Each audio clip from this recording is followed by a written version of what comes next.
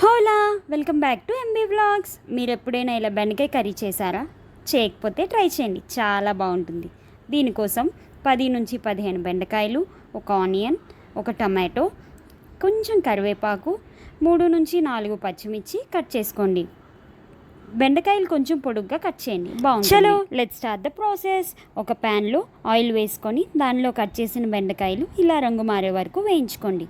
ఆ తర్వాత ఒక ప్యాన్ తీసుకొని, అదే ప్యాన్ అయినా పర్వాలేదు, దానిలో 2 టేబుల్ స్పూన్స్ ఆయిల్ వేసుకోండి. ఆయిల్ వేడయ్యాక జీలకర్ర, ఆవాలు వేసుకొని అవి వేగాక పచ్చిమిర్చి, ఆనియన్, కరివేపాకు వేసుకొని వేయించుకోవాలి. అవి వేగాక అల్లం వెల్లుల్లి పేస్ట్, పసుపు వేసుకోవాలి. ఇప్పుడు కట్ చేసి పెట్టుకున్న టమాటో యాడ్ చేసుకొని అవి వేగాక తగినంత కారం, ఉప్పు వేసుకొని కలుపుకోవాలి. ఇప్పుడు వేయించుకున్న బెండకాయలు వేసుకొని ఆయిల్ పైకి వచ్చే వరకు మగ్గనివ్వాలి.